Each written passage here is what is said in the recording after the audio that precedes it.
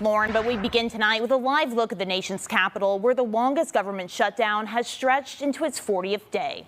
Because of that, senators held a rare weekend session to try to pass a bill that will open the government back up. Of course, one of the major holdups, extension of Obamacare subsidies. But the shutdown is wreaking havoc in other areas like travel. There's been a weekend of delays and cancellations. Annie Mapp is at the world's busiest airport tonight, where just today we've seen hundreds of flights canceled due to staffing shortages. Thanks for joining us. I'm Kim Luffler, in for Eric Perry. We'll have more from Annie Mapp in just a moment, but we begin with the SNAP benefits roller coaster.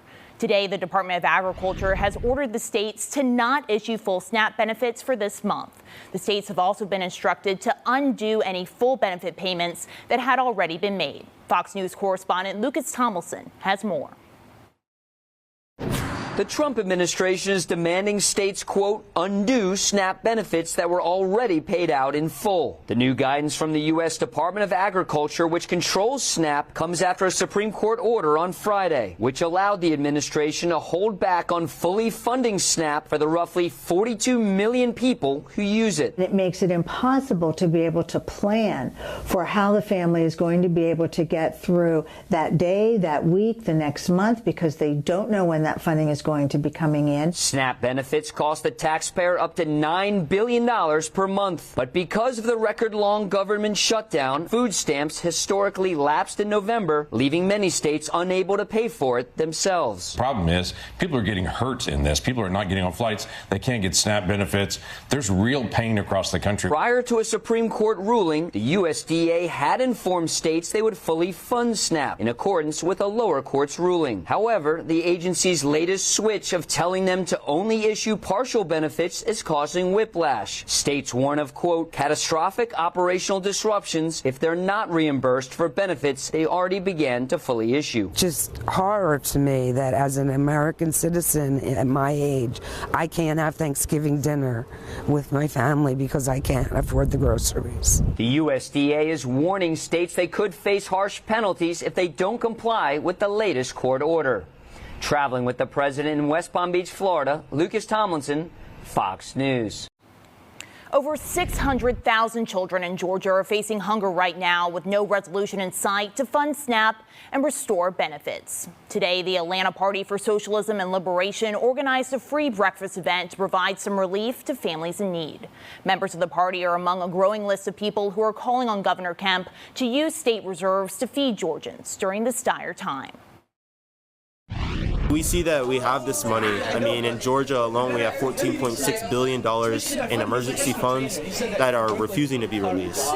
So we immediately demand that those funds be released, and we demand that the government meet people's needs instead of spending money on racist deportation and endless war.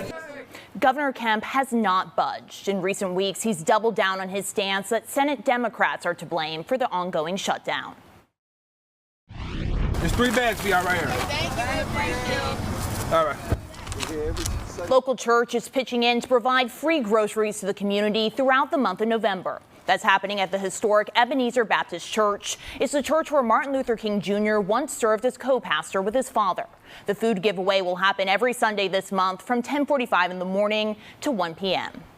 We told you last week about Atlanta Mayor Andre Dickens' plan to help protect residents unable to pay their rent due to the shutdown, issuing an eviction moratorium. We want to make it clear who can take advantage. Now, this is not a rent freeze or a forgiveness period. Rather, the order is meant to give residents facing financial hardship from the loss of SNAP benefits more time to pay rent without fear of immediate eviction or penalties. But it does not apply to unsubsidized private properties. If you're unsure or have questions, call 311. Swipe to learn more. If you or your family are in need of support during the shutdown, we've got a list of resources on our website. Just head to fox5atlanta.com.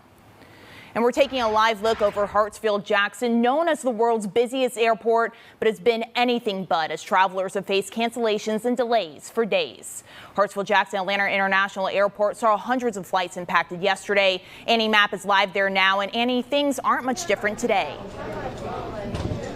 Kim, the situation is actually a bit worse today, with more than 680 flights delayed and over 400 canceled as of 5:30 this evening. Now compare that to 370 flights that were delayed here yesterday. Now so far, Delta is seeing the biggest impact as that airline accounts for more than 400 of the cancellations. Data from FlightAware shows that over 8,000 U.S. flights were delayed by 5 this evening, with Hartsfield-Jackson being the hardest hit overall. Now, the Federal Aviation Administration announced last week it would reduce air traffic by 4% and gradually ramp that up to 10% by November 14th. According to the FAA, the actions are necessary to maintain high safety standards. We spoke to a passenger affected by these changes. On a Sunday evening, knowing what's happening with the shutdown, I already automatically thought it's going to be delayed. Luckily, I do have a lounge access, so I'm just going to go do some work, maybe read something, and then hopefully get on a flight tonight, because I do not want to be stuck here another night. And during this time of uncertainty, passengers are encouraged to closely monitor their flights, again, as those last-minute changes are possible. Reporting live at the airport, Annie Mapp, Fox 5 News.